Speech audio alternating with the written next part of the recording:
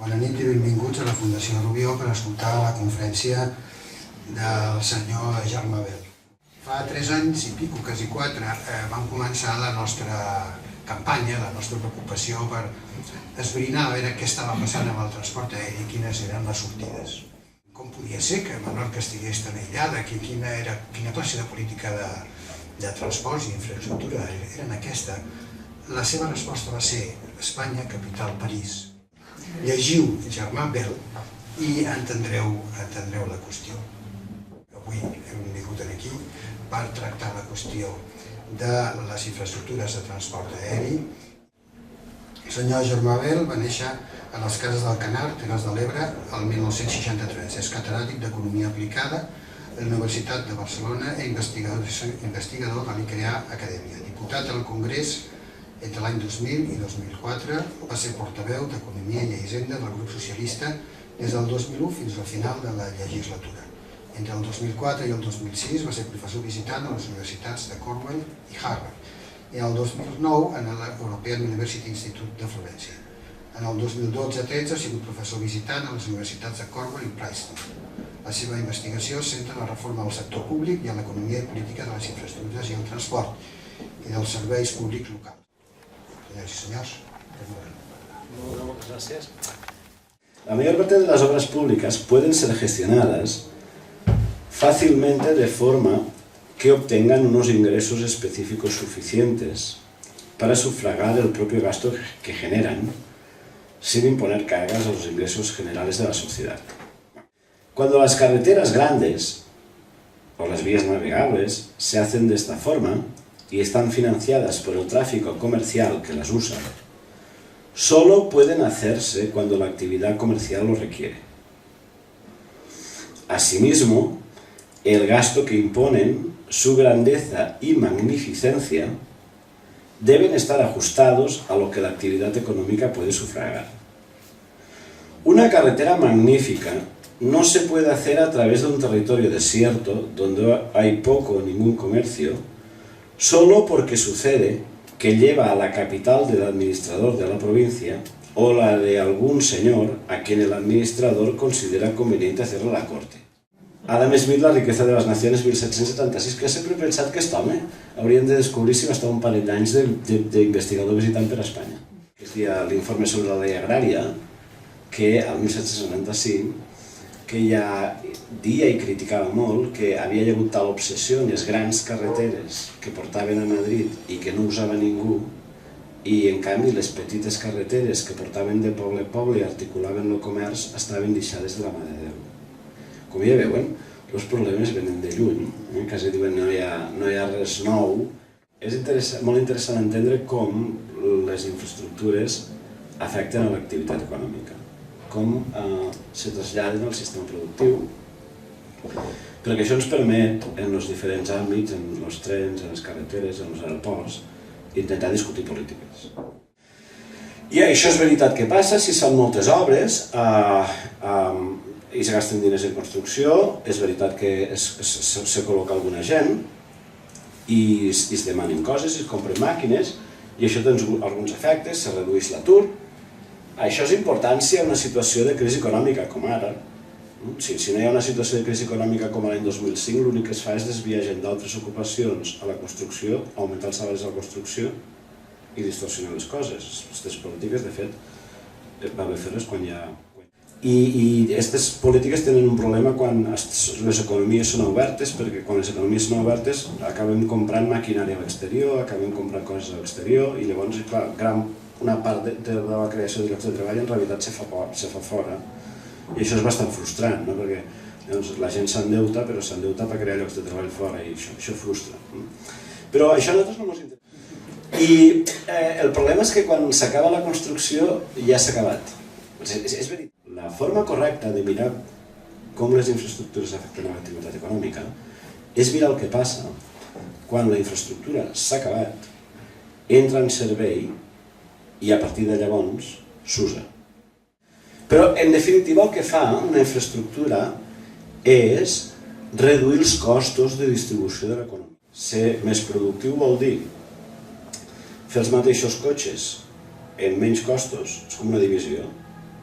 fer els mateixos cotxes amb menys costos o fer més cotxes amb els mateixos costos. Però el que és més interessant d'això és que aquest tipus d'efectes se produeixen a llarg, durant tota la vida útil de la infraestructura, mentre s'usa. Doncs per molt que desdoblen la carretera i fiquen un carril més a cada cantó, no hi haurà més camions, no hi haurà més cotxes circulant. No passarà tot allò que diuen, que les mercaderies arriben més prompte a la fàbrica i les usen, no passarà. I tenim molts xiquets, no la majoria, però molts xiquets, que es tenen que organitzar, la Creu Roja, Càritas i altra gent, perquè tinguin una menjada variada dietèticament al dia. I a la vegada estem fent un AVE que anirà d'enlloc a Madrid per no portar ningú. Els xiquets segueixen naixent sense defectes. La gent gran segueix vivint cada vegada més. No ens ha augmentat la mortalitat. No han castigat electoralment el govern. La gent ha entès que tot és molt complicat i que si s'ha de parar una obra es para. Sobretot quan no està clar la quantitat de benefici social que proporcionarà i quan hi ha moltes altres necessitats que estan sent afectades per la crisi. Oi que m'entenen? Se pot parar obres, ja els dic. El primer, com que les infraestructures, el primer que han de fer és evitar que la gent estigui aïllada, el que fan és pensar quines obligacions de servei públic s'estableixen. Què vol dir una obligació de servei públic? Vol dir que hi ha àmbits, hi ha àrees en què si la gent s'ha de pagar la mobilitat no es poden moure per mètodes moderns. M'agrada ficar els exemples, crec que són molt bons, de les illes del Hierro i la Gomera. Una obligació de servei públic és aconseguir que les comunitats humanes que estan aïllades, pot ser petits pobles que estan a zones molt muntanyoses, poden discutir diferents detalls, puguen tenir el complement necessari perquè la gent pugui moure's en condicions modernes. Tenint en compte que quasi totes les capitals de província també tenen aeroport i les que no les tenien central els han ficat regional o provincial i que les autopistes lliures han d'anar per tot, en la pràctica a Espanya tenim una obligació de servei públic que és per terra, aire i quasi mar en l'última prestació de tecnologia. Això és superguais. Després té uns petits problemes i és que costa molt de mantenir, no genera ingressos. Veuen que l'obligació de servei públic és una decisió col·lectiva, no és una decisió tècnica, és una decisió política, en el millor sentit de la paraula, és una decisió que la col·lectivitat prenem sobre com garantim la mobilitat de qui? De les comunitats aïllades. A partir d'aquí tenim que ordenar les coses en funció de la contribució que fan a la productivitat de l'economia. Perquè han vist que l'únic que fan és anàlisis per justificar l'obra. Doncs clar, si l'obra l'heu decidit fer, almenys estalviem el cost de l'estudi. Sempre parlem de rendibilitat social perquè, a part de que tu puguis ingressar diners i gastar diners, també és veritat que has de comptar, per suposat, si estalvies morts o crees morts, si contamines més o contamines menys, tot això clar que s'ha de tenir en compte que no estem al segle XIX. La regla ha de ser pagar pels usuaris i no sempre ha de ser pagar pels usuaris. Tenim en compte que quan parlem d'aquestes coses no només parlem del que ingressarem en bitllets o en peatges o en el que sigui el que haurà costat fer l'obra, també estem parlant de valorar si haurem fet emissions de CO2 a DPM10, si haurem estalviat emissions de CO2 a DPM10, si haurem causat més morts o haurem evitat morts. Aquí són els que la tenim més llarga però l'usem menys, la xarxa d'alta. Llavors a Alemanya l'estratègia general ha sigut modernització, a 180-200, no a 300, i mixta ferrocarril, passatgers mercaderies, perquè se'n recordaven que l'important és que les coses arriben de les fàbriques. Una línia molt densa de l'AVE, en 8-10 anys es començarà a recuperar les emissions. Una línia mitjaneta que va menys, com la Madrid-Barcelona, en 30 anys, perquè a més allí capta molt d'avió, que l'avió sí que l'avió quan vola és més contaminant. En 30 anys una línia com la Madrid-Barcelona començarà a recuperar, però la línia Madrid-València mai recuperarà les emissions fetes durant la construcció.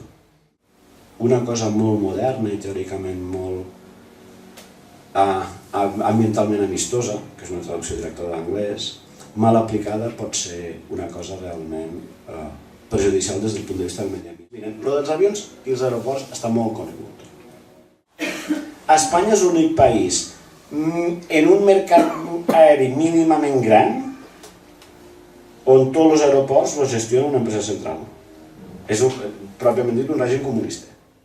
D'Holanda cap amunt. I en la majoria dels menuts no hi ha cap sistema en què una empresa centralitzada gestioni tots els aeroports amb caixa única. És que no hi ha.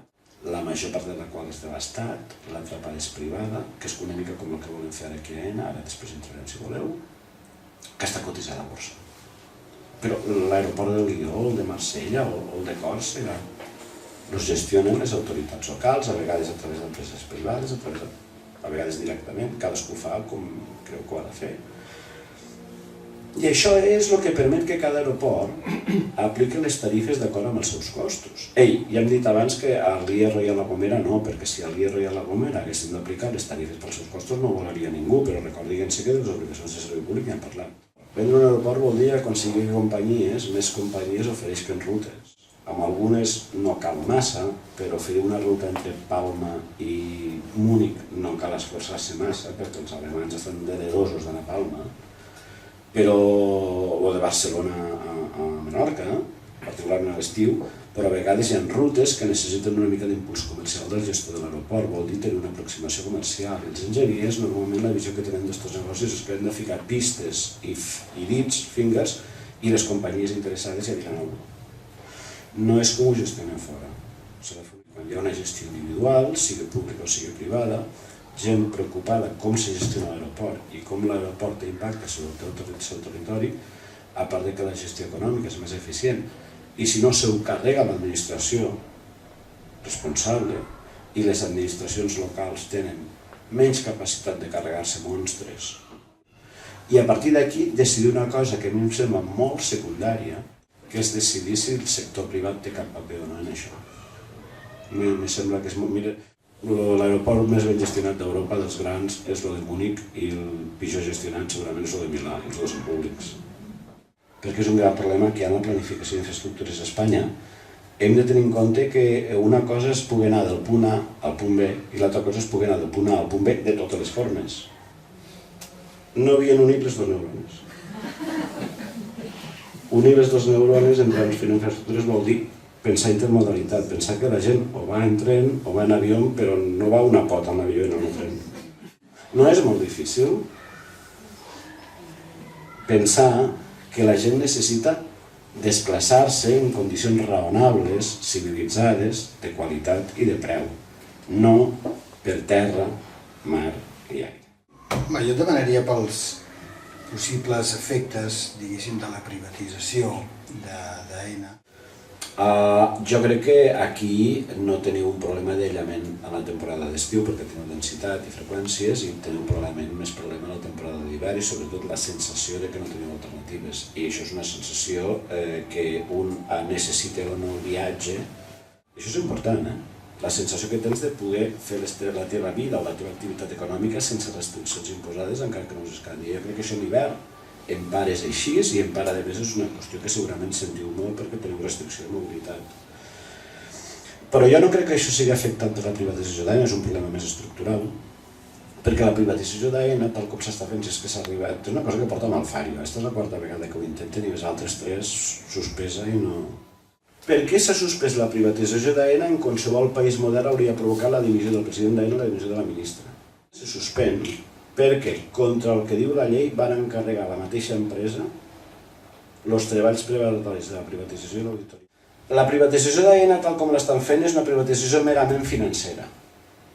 Volen dir que intentaran col·locar el 49%, si em perdo un punt del percentatge és igual, ja em disculparan, lo central ve ara, de les participacions per treure la màxima pasta que puguen, que serà poca, per intentar eixugar una part del monstruós deute que han acumulat en aquest tipus de política, que diuen abans que era la més eficient del món, fins que van dir que es comença a pujar tarifes, i no canviaran en absolut la gestió. Aquest és el gran drama, per cert. Individualitzar no vol dir treure la bandera d'Espanya i ficar la bandera de la regió, Això vol dir que un aeroport es gestionen les autoritats locals. Locals no vol dir necessàriament municipal, perquè a vegades és més complex, però no estem parlant de que ha de portar a una regió. No va de banderes. Això, els hospitals i les escoles són més importants. No són tan vistosos, però són més importants. El que més els fa falta viatjar al centre nord d'Europa i anar a visitar aeroports, hospitals i escoles. I veuran què llueix més.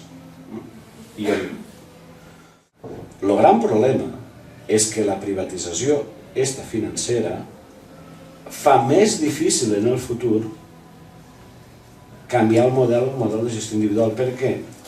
Perquè les empreses privades són molt bones defensant drets de propietat. En la vida és molt important distingir entre l'impacte i la influència. Jo diria que un cert impacte ha tingut. Influència. Però estem fent una conversa política. Lo que pasa que no es política institucional. Que no existe demanda relevante de alternativas a la actual política de infraestructuras en España. Este ámbito es el único en que existen acuerdos sistemáticos entre el partido del gobierno y el principal partido de la oposición y única alternativa fàctica del gobierno. Per tant, jo crec que és una nostàlgia proposar coses que no són esperades. És una política de no invertir quan no hi ha diners, és molt benvinguda, Creus que Menorca podria considerar que el transport aeri és una infraestructura pública per l'illa? Jo el que diria és que els aeroports i els serveis aèris a les illes són potencialment objecte d'obligació de servei públic.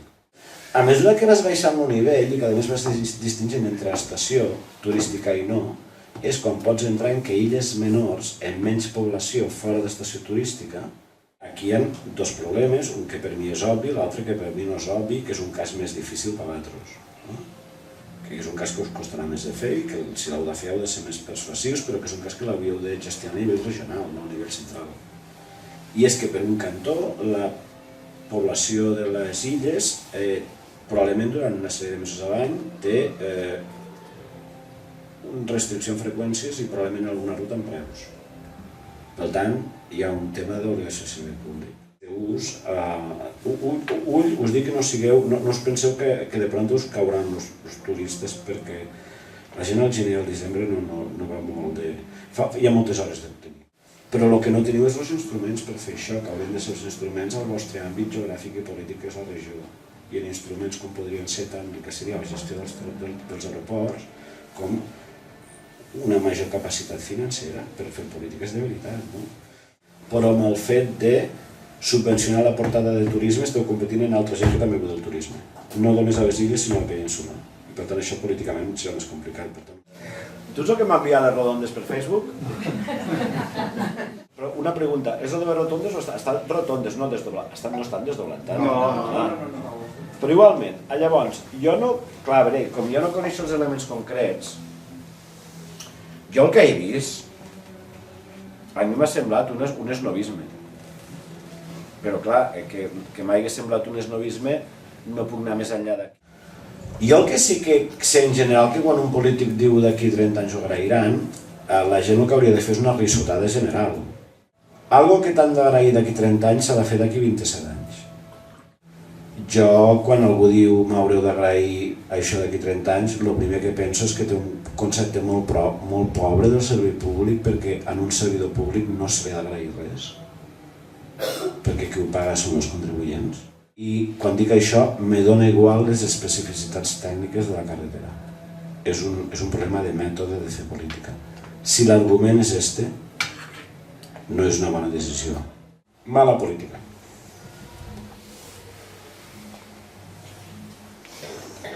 No, jo estic disponible, que amb això em va. Bueno, esperem no hi ha més preguntes. A més, me tracteu molt bé, per tant estic molt... A més, jo soc com els mussols i durant el dia vaig aixecant. Aquesta sauna t'ha sentat bé. Bueno, doncs moltes gràcies a vostès per la seva assistència, gràcies a la Fundació Rubió i al Cercle d'Economia de Menorca que han fet possible, repeteixo, l'arribada del senyor Obert a nosaltres, Moltes gràcies, senyor Bel, per les nostres. Pues moltes gràcies a tots de nou, moltes gràcies al gravador. Jo no me'n recordava que m'estaven gravant per la tele, sempre dic aquestes inconveniències, com si no m'estiguessin gravant, però què hi farem? Gràcies a tots.